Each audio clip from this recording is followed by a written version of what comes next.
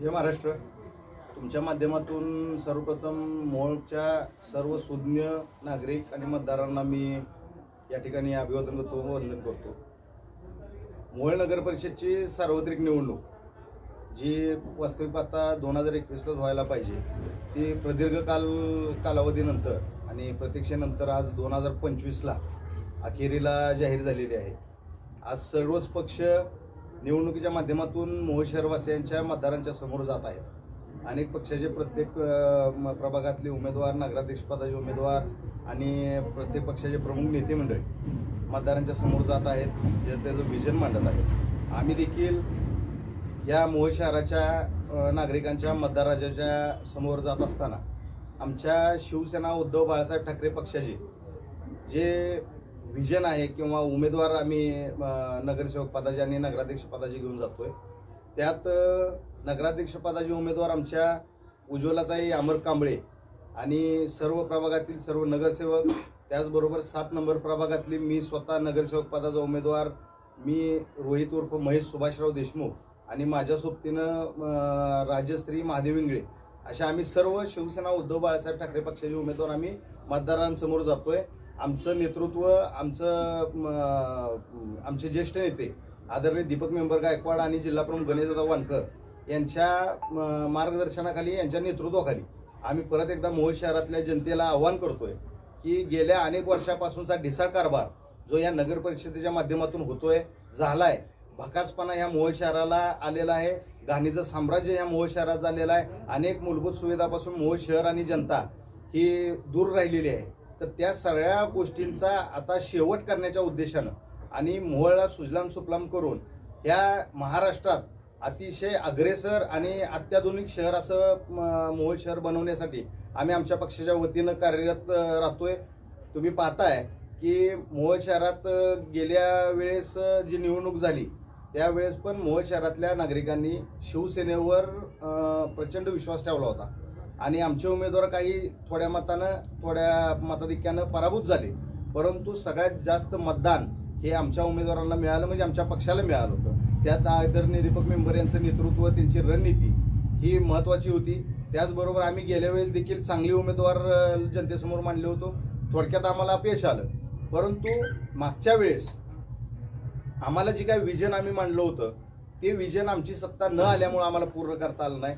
त्यात आमदार यशवंत माने असल्यामुळं, विरोधी आमदार असल्यामुळं आमच्या नगरसेवकांना कुठलीही कामं चांगल्या प्रकारे करता आली नाहीत. तरी आमच्या नगरसेवकांनी अत्यंत चांगल्या प्रकारे मोहोळ शहरातल्या ज्या वार्डात आमचे नगरसेवक निवडून आले त्या वार्डातली कामं अतिशय चांगल्या प्रकारे आमच्या नगरसेवकांनी केलेली आहेत. आणि त्याच्या जोरावर आणि गेल्या 5-10 वर्षाचा जो कारभार आहे, 5 वर्ष सत्ता आणि 4 वर्ष प्रशासन, ह्या 8-9 वर्षाच्या 10 वर्षाच्या कार्यकाळात जो मोहोळला मागासले पण ह्या सत्ताधाऱ्यांनी मागच्या दिलेला आहे तो घालवण्यासाठी आम्ही पुन्हा एकदा सर्व ताकदीनं मतदाराच्या समोर जातोय. आमचा भर हा आमच्या निष्ठेवर, उद्धवसाहेब, बाळासाहेब आणि आदित्यसाहेब या ठाकरे परिवाराची मोहोळ शहरातल्या लोकांची जी नाळ जोडलेली आहे. आमचे वडील स्वर्गीय सुभाष मामू देशमुख असतील, स्वर्गीय पंडित भाऊ देशमुख असतील, आमच्या मोहोळ शहरातले अनेक आमचे सहकारी असतील, हे सामान्य जनतेच्या संपर्कातले आहे. आज आमचे उमेदवार देखील सर्वसामान्यांच्या संपर्कातले, त्यांच्या कामाला सहज उपलब्ध असणारे असे आहेत. आणि त्यांच्या विश्वासाच्या जोरावर पुन्हा एकदा हा मोहोळ शहरातला प्रत्येक प्रभाग हा मूलभूत सुविधांनी सोयीयुक्त, पूर्णपणे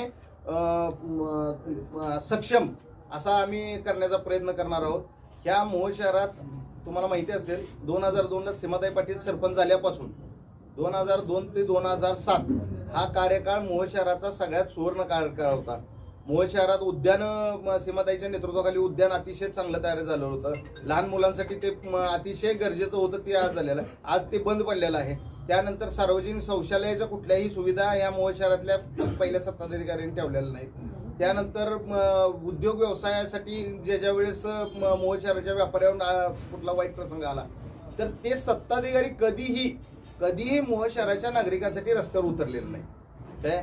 त्यानंतर शैक्षणिक सुविधा असतील किंवा नगरपालिकेकडून ज्या काही सगळ्या सुविधा, घाणीचं साम्राज्य वाढत असताना वेळोवेळी ज्या स्वच्छता व्हायला पाहिजे होती त्या झालेल्या नाहीत.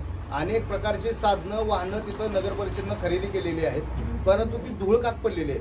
त्याला लागणारं मनुष्यबळ सुद्धा नगर परिषदेनं अजून भरलेलं नाही आणि ह्याच्यावर सत्ता असणारेच गेल्या पंचवार्षिकमध्ये सत्ता भोगणारे आज आमच्यावर टीका करत आहेत की आम्ही एवढं केलं, आम्ही हे करू. गेल्या वेळेस रमेश बारसकर सारखा 2.5 वर्ष नगराध्यक्ष असलेला नेता जर आमच्यावर टीका करत असेल की गेल्या पंचवार्षिकमध्ये काय काम झालं नाही, त्या पंचवार्षिकमध्ये 2.5 वर्ष तर स्वतः रमेश बारसकर नगराध्यक्ष आहेत.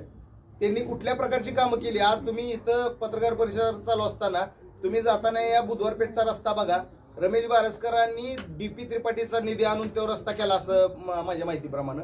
ते सांगता स्वखर्चातून केला. तो निधी आणला डीपी त्रिपाठींचा, 1 कोटी निधी आणला. 1 कोटीचा रस्ता आहे का तो? त्याची परिस्थिती आज तुम्ही बघा. तो रस्ता एवढा खराब झालेला आहे, शाळकरी मुलांना जाता येत नाही, वयस्कर मुलांना तिथनं जाता येत नाही. पावसाळ्यात तर घाणी साम्राज्य त्या रस्त्यावर असतं.